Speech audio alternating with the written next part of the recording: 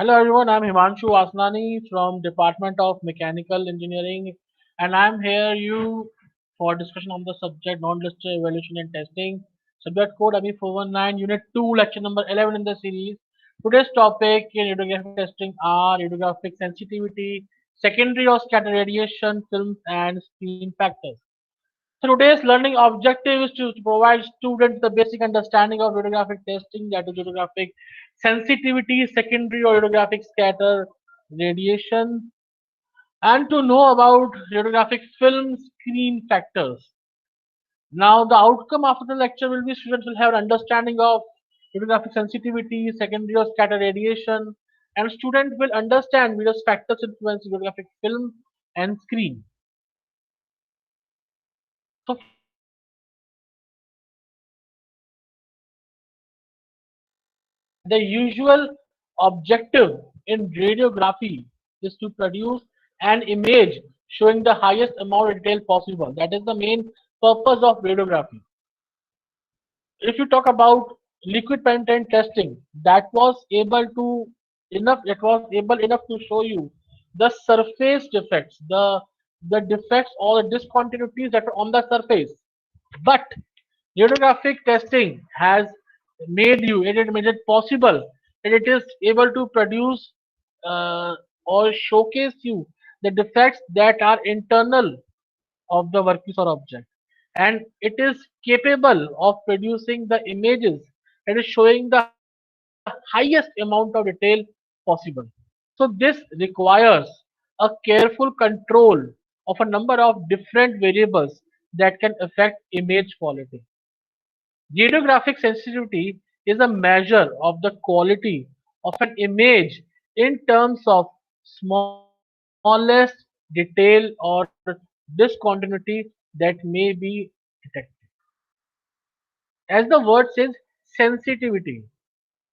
So you can say that it is the measure of the quality of an image in terms of smallest detail, because sensitivity is also related to smallest detail or discontinuity that may be detected. Radiographic sensitivity is dependent on the contrast and the definition of the image. These two terms on which this radiographic sensitivity is dependent, contrast and definition of the image, that is discussed in the coming slides. Okay, 1 minute. Uh,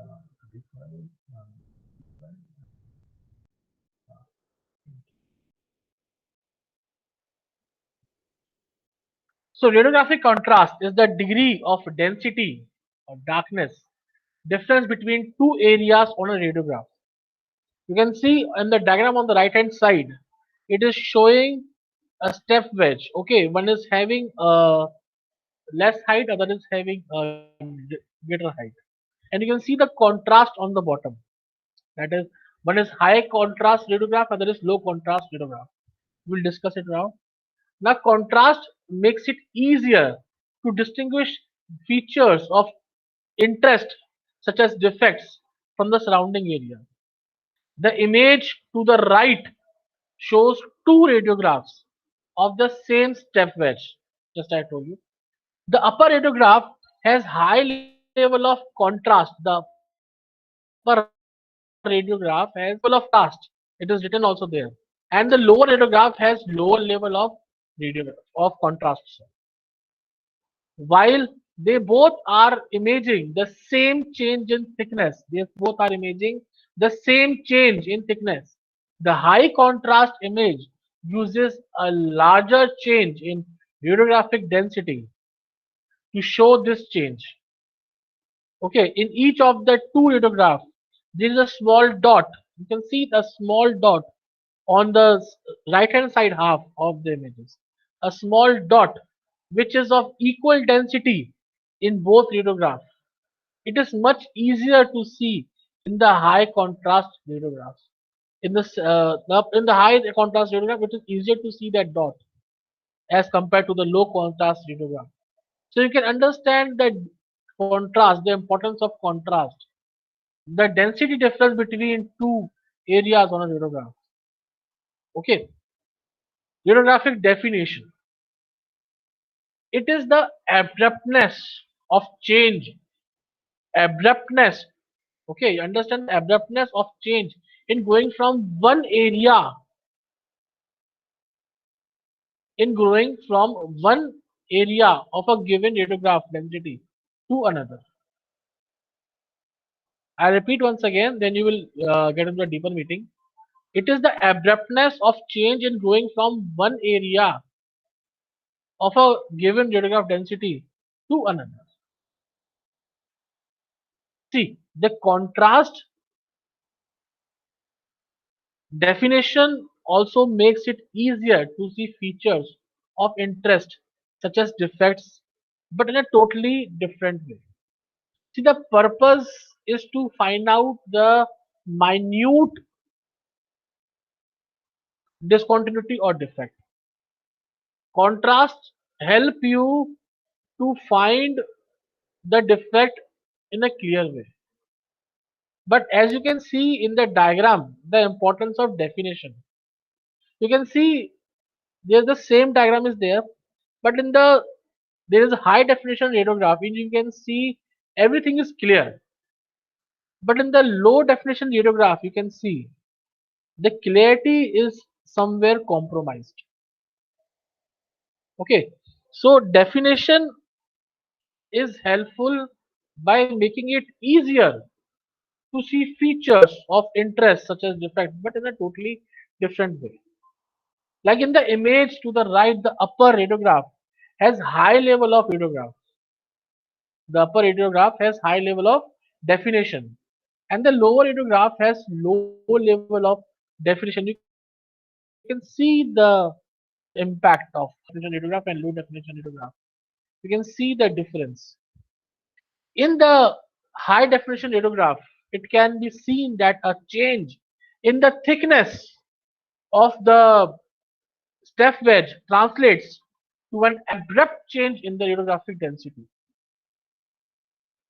Okay, so in this way, radiographic definition is also important, like radiographic contrast. Okay, it can be seen that the details, particularly that the small dot that I will show that I shown in the contrast also. Now you are seeing this in definition. Whereas particularly the small dot are much easier to see in the high definition radiograph. You can see that in the high definition radiograph, the small dot on the right hand side of the radiograph, you can see it is easier to visible in high definition radiograph. It can be said that a faithful visual reproduction of the step wedge was produced. Okay. In the lower image, the radiograph in the lower image, the radiograph setup did not produce a faithful visual reproduction. Look, you can understand the meaning. Understand that high definition radiograph is much clearer as compared to low definition radiograph. Okay, the edge line between the steps is blurred. This is evidenced by the gradual transition between the high and low densities areas on the radiograph. Okay, then radiographic image density. After taking a radiographic image of a part and processing the film, the resulting darkness of the film will vary according to the amount of radiation that had reached the film through the test object.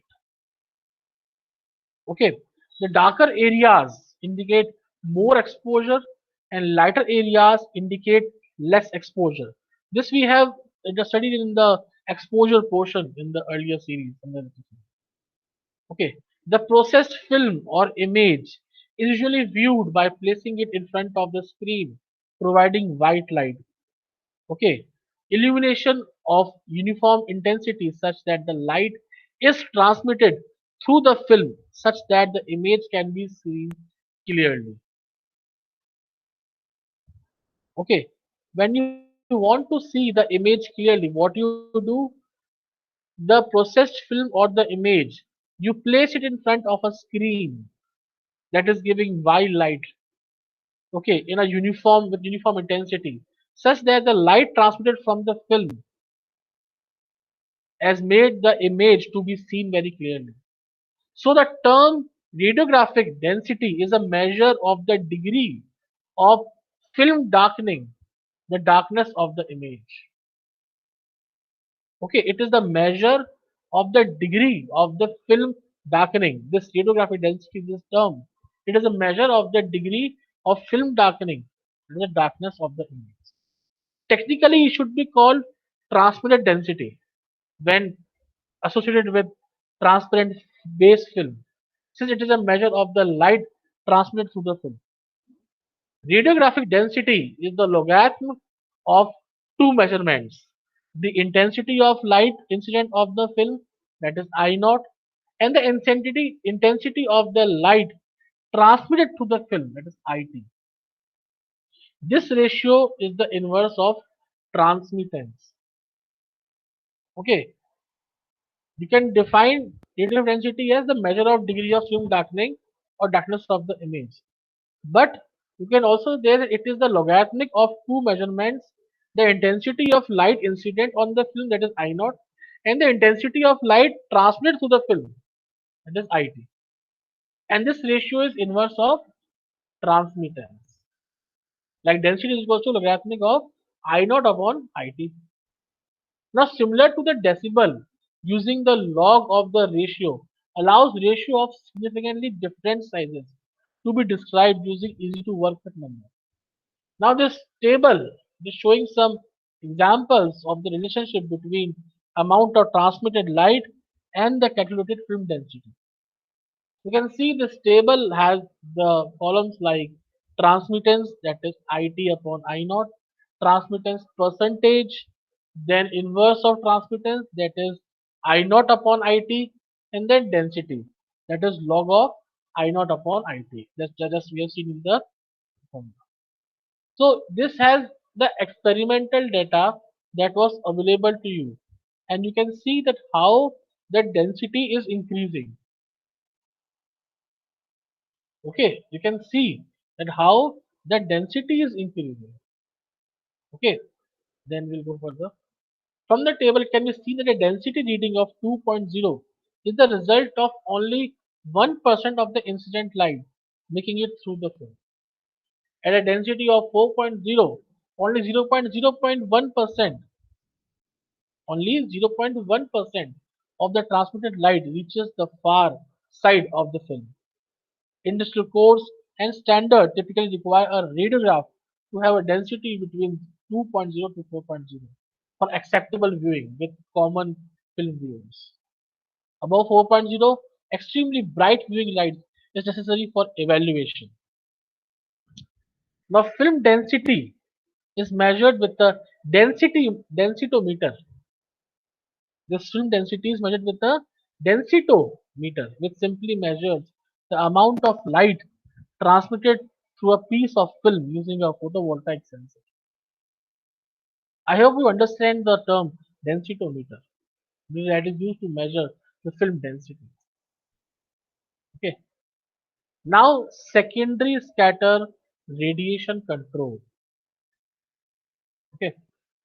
Now, secondary or scatter radiation must often be taken into consideration when producing a radiograph.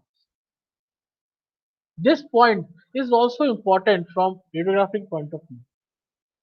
We have to know about the secondary scatter radiation control. The scattered photons create a loss of contrast and definition. Okay.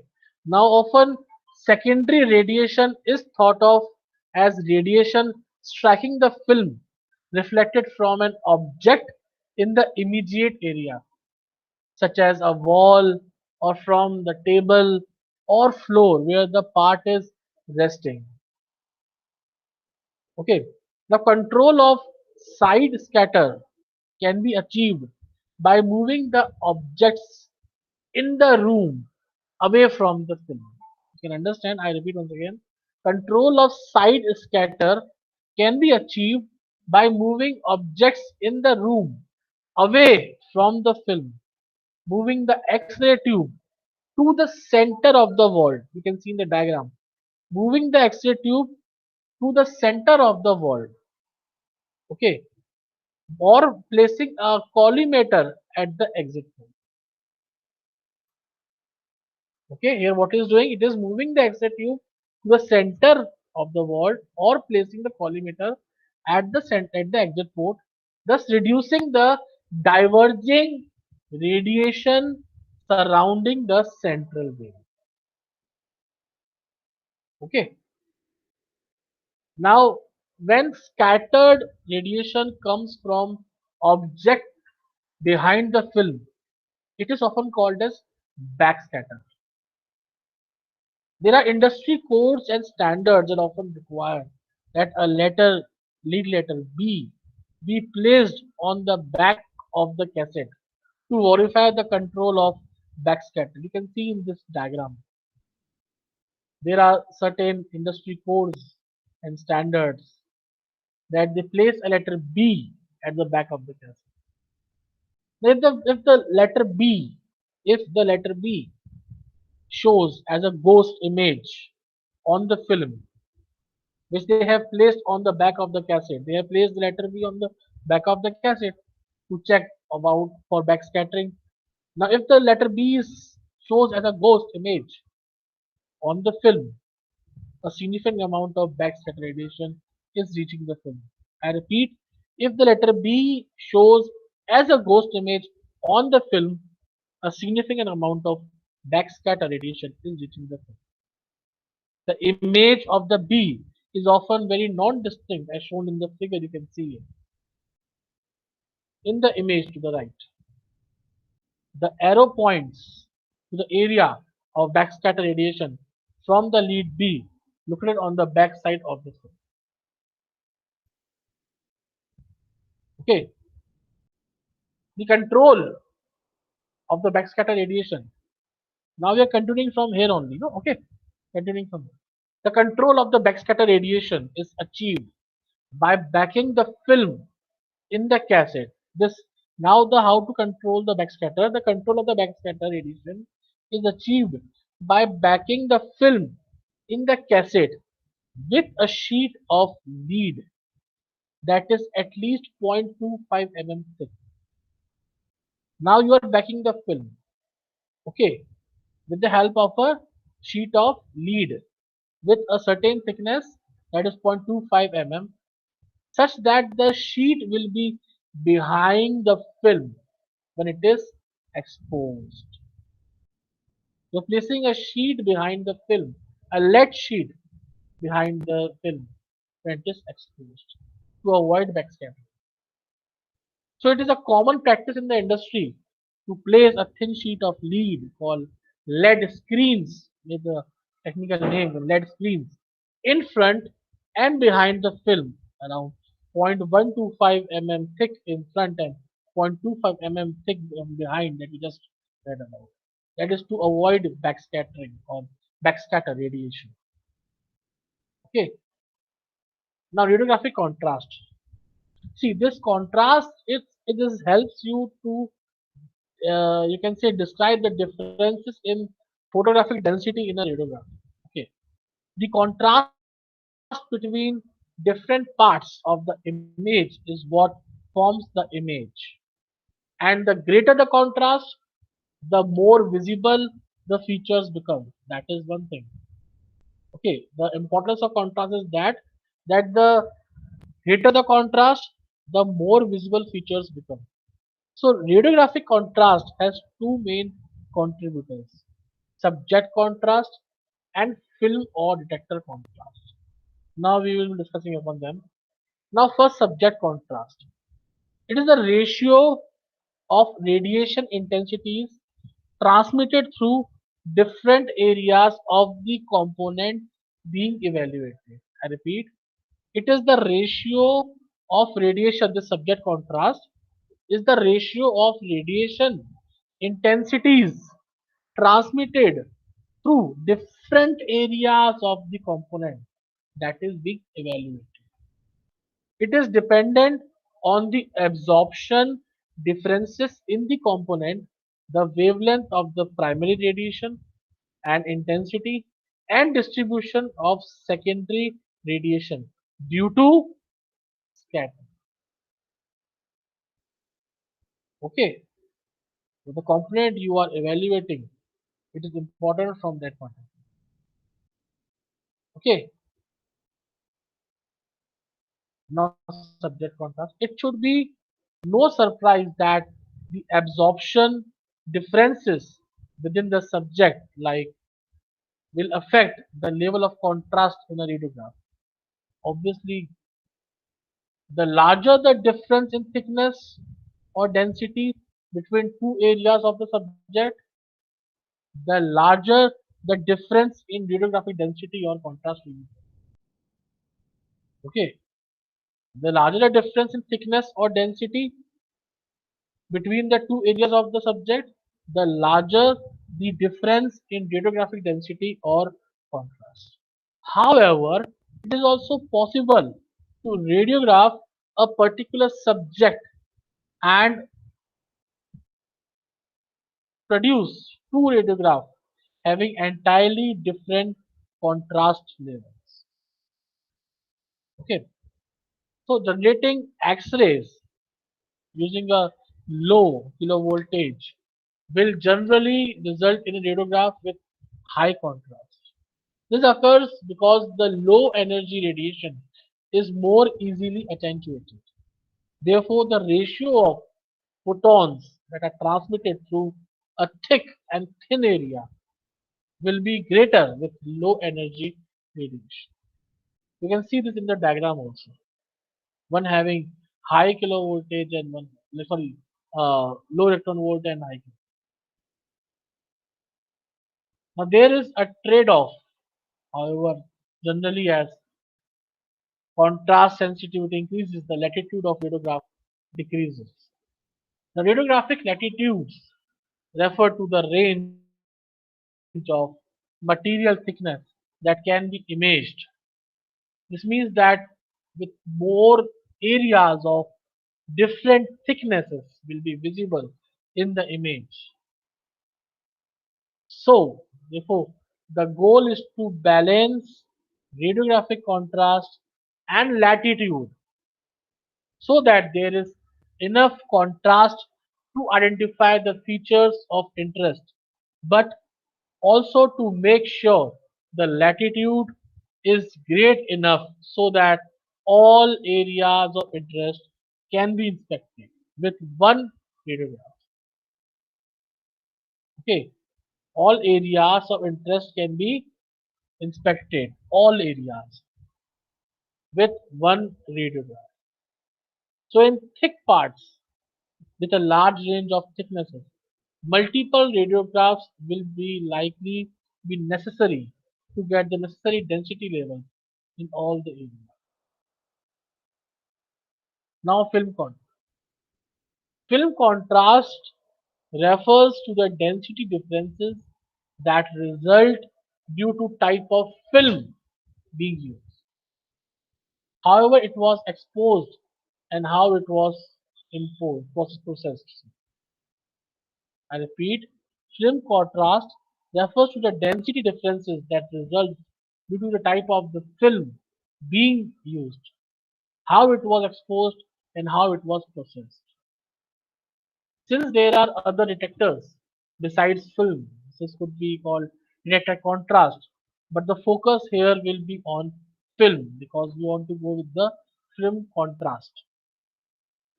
Okay, exposing a film to produce higher film densities will generally increase the contrast in the radiograph.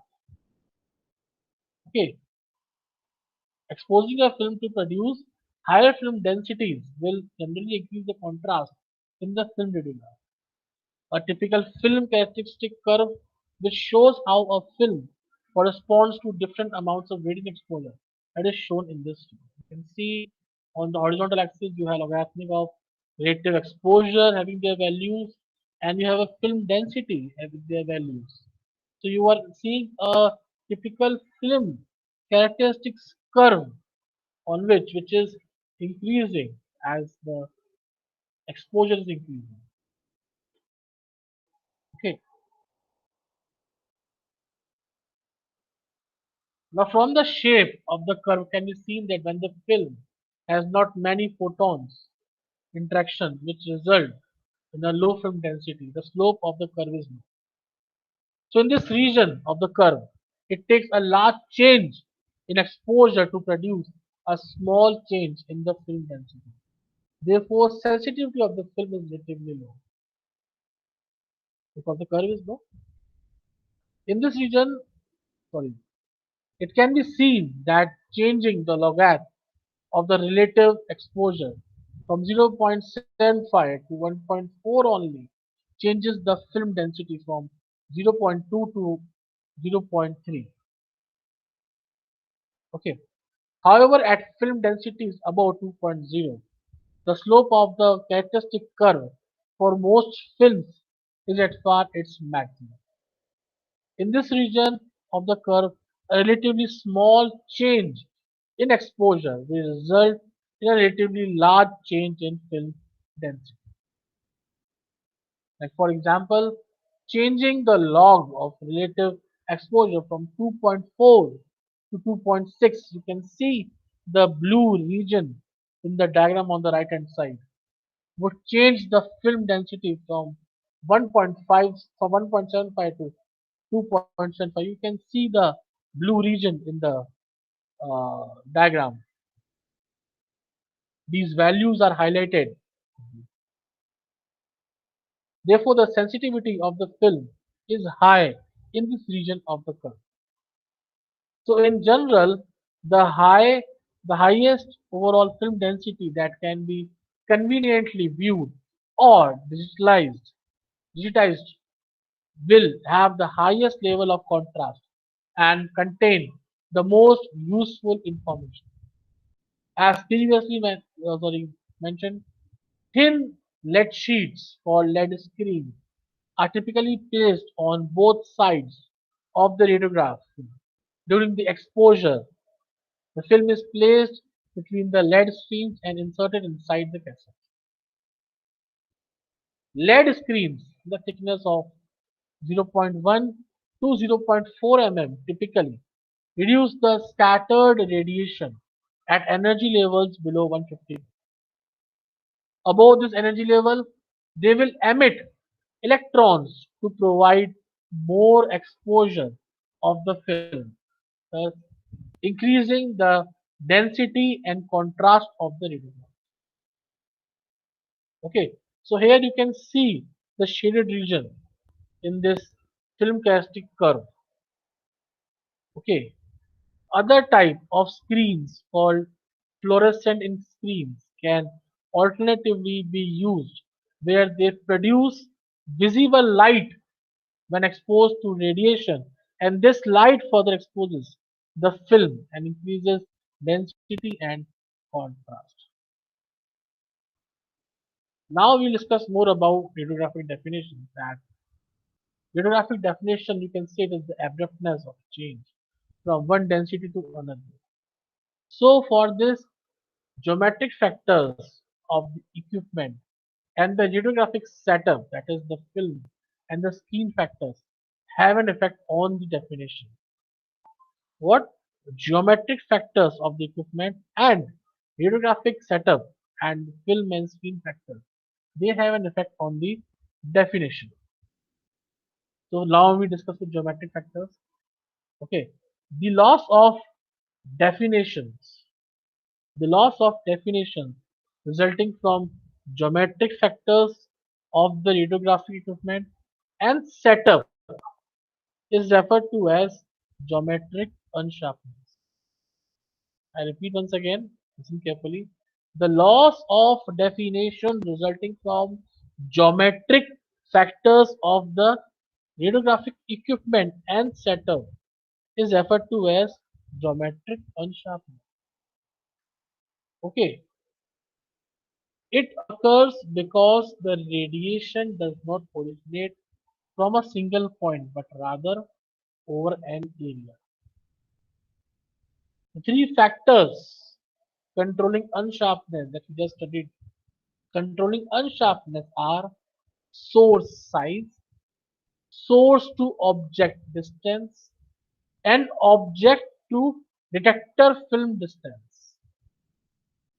The factors that control unsharpness are source size, source to object distance, and object to detector film distance. Okay, the effect of these three factors on image definition is illustrated by the images that is given. The source size effect, compare A and B. Okay, I'll show you the image. So here they say that compare A and B, source to object distance, compare B and D, and like we'll do once again, like you see in compare A and B here in this. Okay, you can see how the detector is changing and how you can see the penumbra is showing you. Okay, you can see the focal spot here and the subject is kept in between and detector is there. Okay, so an object to detector distance, compare B and C. You can understand this. The source size is obtained by referencing manufacturer specification for a given X-ray or gamma ray source. Industrial X-ray tubes often have focal spot sizes of 1.5 mm squared, but microfocus systems have spot sizes in 30 microns. As the source size decreases, the geometric unsharpness also decreases. For a given source size, for a given size source, sorry, the sharpness, no, sorry, the unsharpness can also be decreased by increasing the source to object distance, but this comes with a reduction in radiation intensity. The object to detector distance is usually kept as small as possible to help minimize unsharpness. However, there are situations such as when using geometric enlargement when the object is separated from the detector which will reduce definition. So in general, in order to produce the highest level of definitions, the focal spot or the source size should be as close to a point source as possible. The source to object distance should be as large as practical. The source to object distance should be as large as practical. And the object to detector distance should be as small as. The codes and standard used in industrial radiography require that geometric unsharpness be limited. In general, the allowable amount is 1 upon 100 of the material thickness up to a maximum of 1 mm. So these values they refer to the width of the penumbra shadow in the radiographic image. You can see here in the diagram the small a and small b showing the various distances. Okay. The amount of geometric unsharpness UG can be calculated by using the geometric formula UG is equals to ds into b upon a, where ds is source focal spot size, small a is distance from the source to the front surface of the object. You can see in the diagram also. Small b is distance from the front surface of the object to the detector or the thickness of the object if a thick object is placed immediately on top of the detector. Okay. The angle between the radiation and some features will also have an effect on definition.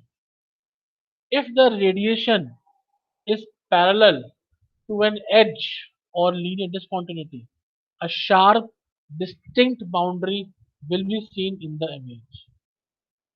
You can see the well-defined feature and then you have a distorted and less defined feature. Okay, so this angle is also important. Okay, if the radiation is parallel to an edge or linear discontinuity, you can see the sharp, distinct boundary will be seen in them. And however, if the image is the radiation is not parallel with the discontinuity, you can see in the diagram, the feature will appear distorted. It is written in the second figure on the right hand side, distorted, out of position, and less defined in image. Okay, so the angle is also important. Abrupt changes in thickness and or density will appear more defined. Okay, abrupt changes in thickness and or density will appear more defined in photograph than will areas of gradual change.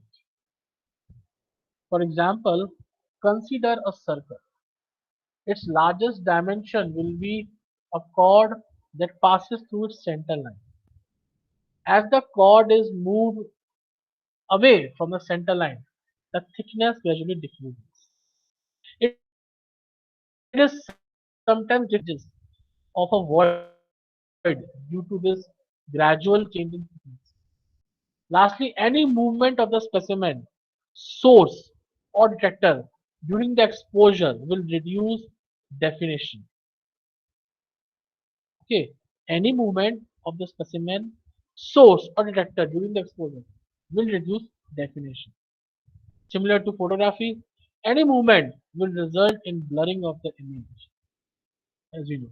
So, vibration from nearby equipment may be an issue in some specific situations, in some special situations.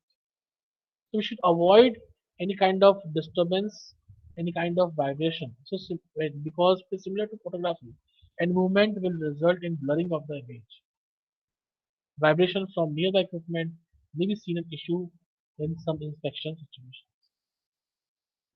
Okay, because this disturbance will reduce definition. Now, film and screen factors.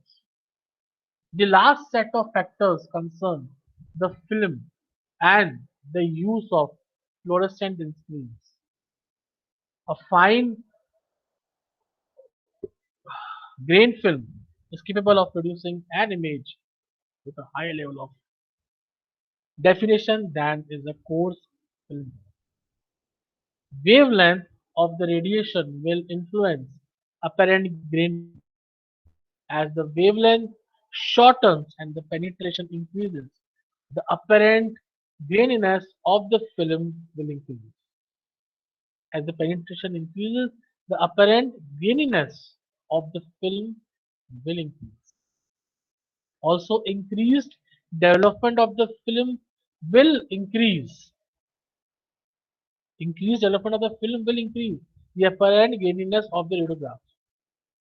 Okay, the use of fluorescent screens also results in lower definition. So this occurs for a couple of different reasons. The reason that a fluorescent screen is sometimes used is because incident radiation causes them to give off light that helps to expose the film. Incident radiation causes them to give off light that helps to expose the film. However, the light they produce spreads in all directions, exposing the film in adjacent areas as well as in the areas which are in direct contact with the incident radiation. So fluorescent screens also produce screen mottle on radiograph. Screen mottle is associated with the statistical variation in the numbers of photons that interact with the screen from one area to the next. Now, film characteristic curves. In film radiography, the number of photons reaching the film determines how dense the film will become. When other factors such as the developing time are held constant. The number of photons reaching the film is a function of the intensity of the radiation and the time that the film is exposed to the radiation. The term used to describe the control of the number of photons reaching the film exposure. Different types of radiographic films respond differently to a given amount of exposure. Film manufacturers commonly characterize their film to determine the relationship between the applied exposure and the resulting film density. Okay. This relationship, you can see there is a typical film characteristic curves and showing three film, film A, film B, film C. On the horizontal axis you have log negative exposure and on the vertical axis you have film density. Okay. This relationship commonly varies over a range of film densities. So the data is presented in the form of a curve such as the one for Kodak AA400 shown to the right. This plot is usually a film characteristic curve or density curve. A log scale is sometimes used for the x-axis, or it is more common that the values are reported in log units on a linear scale as seen in the figure. Also, relative exposure values, unitless, are often used. Relative exposure is the ratio of two exposures. For example, if one film is exposed to 100 kV for a 6 mm and a second film is exposed at the same energy for 3 mm, then the relative exposure would be 2. Let me start off with the MCQ. Okay. The first question for today is the usual objective in radiography is to produce an image showing the highest amount of detail possible. Is it true or false? It is true. In radiography testing, it is the measure of the quality of an image in terms of the smallest detail or discontinuity that may be detected. What do we call this? It is called as radiographic sensitivity. Right? In radiographic testing, radiographic sensitivity is dependent on the contrast and the definition of the image. What do you call this? It is true or false? It is true. In radiography, it is the degree of density, darkness, difference between two areas on a radiograph. What do you call it? Do you call it alpha particles or photoelectric absorption or radiographic contrast or pair production? Whereas the answer is radiographic contrast, the degree of density or darkness difference between two areas on a radiograph. Now, if in radiographic testing, radiograph makes it easier to distinguish features of interest such as defects from the surrounding area. So, what do you call? I repeat once again. In radiographic testing, radiographic contrast makes it easier to distinguish features of interest such as defects from surrounding areas. So, is it true or false? The answer is true. It is the adeptness of change in going from one area of a given photographic density to another. What do we call this? We call this as radiographic definition. In radiographic testing, when scattered radiation comes from objects behind the film, it is often called, what do we call this? We call this at backscatter. Okay, in this what happens? Scattered radiation they comes from behind the film. So we call this at a backscatter. We use LED screens for safety. The contrast between different parts of image is what forms the image. And the greater the contrast, the more visible features become. I repeat, understand it and then The contrast between different parts of the image is what forms the image, and the greater the contrast, the more visible features become. So, what do you call this? It is true or false? It's true. In radiographic testing, it is true. Okay, now next question. In radiographic testing, it is the ratio of radiation. It is the ratio of radiation intensities transmitted through different areas of the component being evaluated. What do you call it? We call it subject contrast. Next question.